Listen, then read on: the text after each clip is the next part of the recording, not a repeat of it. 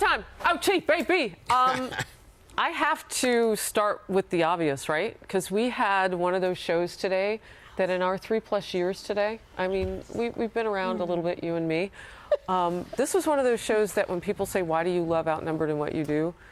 This is on that list, atop that list. It's difficult to talk about things like race. It's really difficult to talk about things like race when people have decided that if you don't agree with them, they hate you. It's really hard to talk about it when they express that hate. Today, we were brought to tears. Melissa, you led the way because you had a heartfelt moment that, you know, I'm not like that. That's what you said. I don't want to paraphrase what you said. No, I know what's in my heart. And so it's so uncomfortable to have these situations because you feel like I think everybody on every side feels like what they say is going to be taken the wrong way.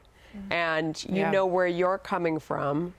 I know what's in my heart, no one else does necessarily, you know, and but you're just so afraid to have the other side misinterpret what you're trying to say. And I don't know, I think we came to the conclusion that we're all trying to hear each other. And it is a bit easier in our group, not on television, but us talking, because I think we all are on this couch. I can say we all have respect for each other and are very fond of each other. And I know that all of you have pure hearts. And so that makes it easier, thank you. But it's hard, and we know the audience is judging us too. You know, we don't want to be misunderstood by the audience. And it's just, it's difficult. It's hard to come out here. Can I ask you a question, Juan? And this is hard for me to ask because I have been told on Twitter that I am brown, but I am not brown enough. Okay. That I am Pollyanna because I have this sense about me that I know we can do better and we can go forward as a nation as a whole. That anybody who wants to sit at the table, let's just get together and talk. And I try to walk that out. I really do with all my heart. And I don't think that it's that I'm short-sighted or naive. It's that I am hopeful, that hope over history. I know we can do better through love. And that was such an honest moment during the TV version of us. Are we at a place now where we really can go forward? I think we're in a better place than ever, and I don't think it's Pollyannish to say that. I guess I'm speaking out of school here, but I think that you just had a trip with your 80-year-old dad to the Statue of Liberty. Yesterday. And for the first time, and he served as a combat pilot in this nation. And if you talk to your dad, or I talk to my dad who's deceased, I don't think there's any question they would say, what do you mean? Obviously, America is more a land of opportunity for people of color, specifically for Black Americans, than it's ever been, ever. By any measure you want to employ. So for you guys to sit around and whine and complain, I understand about legitimate protest and direction, but let's also celebrate the fact that America is a country that is capable of change and recognizing its founding principle of everyone being equal and having equal opportunity. We strive for that. We obviously stumble and fail at various times, but it's so important to have that conversation and to acknowledge the progress that's been made. I know, Sandra, you're looking I'm looking at Outnumbered Overtime, and it's interesting because the conversation, sometimes I log on and it's people saying something, you know, well, they silly like about whatever. And, There's a very serious conversation taking place on here, and I think that's worth noting because I don't think this is just dinner table conversation that's happening right now. I think this is going into office places, schools, planes, trains, and I think you saw on the couch today just how difficult the conversation is to have. So. One of the things that Sandra and I have in common is that we both have military dads. And when you have somebody who serves in the best of times and the worst of times in the country, it's amazing that perspective that I think they teach us, no matter what our race or culture is. And one of the things that my dad shared with me when he was serving in Vietnam as a combat pilot was, I was fighting for a country that I loved that didn't love me back at that time. You will fight for things, Harris Kimberly, he's taught me, at times when it's not popular to fight for them and people will judge you. But we have to stand in hard, tough places sometimes so that we can stand together in the end. And those words have been so impactful, but I think only a soldier probably could communicate that. What a good father. You have to bring him back here. He's only visited us once on the set. Being here. Oh my gosh. He was so wonderful to have here. here. He likes the color wheel. That's where you get it. Yes, I come by it honestly, my dad. But I was taken by your point that there are Black people who want to put you in a box. Oh, yeah. And people who want to impose racial orthodoxies on what you can say, how you can behave, how you can act, who your friends are. This, to me, is an impediment to real conversation and real change. But I'm willing to have it if it means we go forward. I'm willing to sit down with anybody and have them, you're not like me. Well, let's talk about how we're different and what our experiences are and what our commonalities are.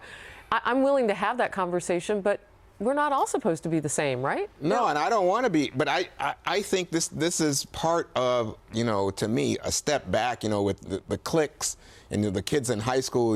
The black kids are in that table and the white kids are over here. What I have found when I go out and do reporting is most often now, the ratios, especially in the high schools and colleges, they're able to interact. But what you get is the nerds hang together, the jocks hang together, right? I was a nerd. The goths all hang out together.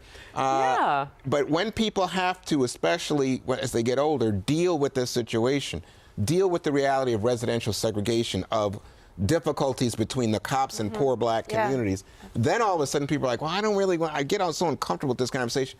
But praise to God, you can do it, right? But it's so much more effective, I think, when people talk about how they feel and they're able to share that. I mean, I heard one woman say earlier today on TV that when she sees the statue in her community of, a celebrated Confederate leader, that to her it feels like that person was an abuser of her and that they've put up a statue to her abuser and it hurts her.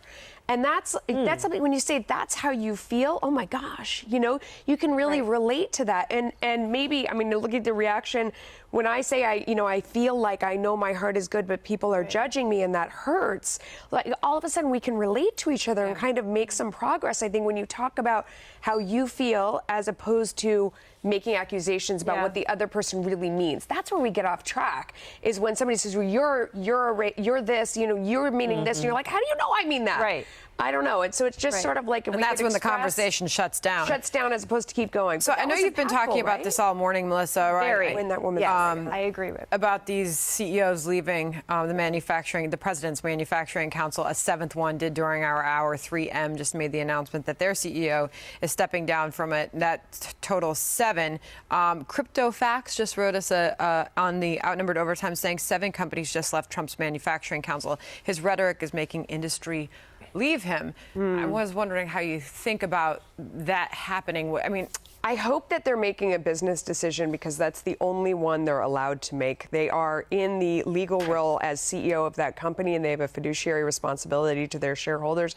And I'm sorry, you don't have the right to have feelings as a CEO. You don't have that luxury.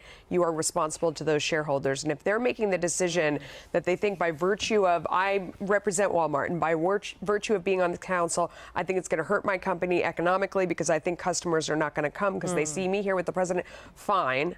But your responsibility is to light up earnings on Thursday morning, Walmart CEO. It's not to go out there and lecture. You can leave your feelings at the door. And I think it's naive that if you're at the table, you do have more of an impact. And I think we've said that point, and that's true. So if you're at the table, you can impact policy. But you're edifying us in a way, because I hadn't heard, at least me, I shouldn't speak for everybody because maybe y'all knew, but I hadn't seen it that way, that fiduciary responsibility is so separate, because from a moral standpoint, maybe they feel, these CEOs, that they need to walk something in their personal lives out. And what you're saying is that's not really what their service is about. At all. Well, some of their shareholders or customers, though, may not like President Trump's rhetoric. They may be hearing from Well, that's the point you made. If you think that it's going to affect your bottom line. But do you think I'm actually curious, Melissa, do you think there's a role for these CEOs as community leaders, as people that do have thoughts on the direction of our country and where it's going? No. I don't. I think they're responsible to their shareholders. They have enough on their plate that their responsibility is they work for these other people in the same way, whatever our congressmen work for us, they work for their shareholders, and they don't have the luxury because here's why. You got to take the logical argument and say, if this CEO is going to start imposing their value judgment over making profits, how do I know what makes their value so great? Their value judgment. Why are they the great arbiter of that? And if they're willing to lose company money for a value that I don't agree with, that's not their job. Well, so this is, to me, a matter of very particular conservative history, because I think Milton Friedman came along and said, businesses are not about community or conscience. They're about profits and quarterly profits, as you said, making that number light up on Thursdays, right? But I think that what you're seeing is that a number of these business leaders that are leaving the President's Council are saying, you know what, we also represent our workers as well as our shareholders and our consumers. And if our brand becomes tarred on this basis, we think we could lose profit. That's different. Yeah. And Absolutely. Melissa made that I think point. we made Like, that if you- point. Absolutely. So is that That's what still we're a hearing financial from the CEOs responsibility. is the big question? Is that what we're going to hear from them? We'll see. Hey, great to have you. Thank What a you. pleasure Thanks, to be with Juan. all you guys. Thanks. There's a lot of love right now. There is. And so let's harness that. Take it out into the world. Have a beautiful day.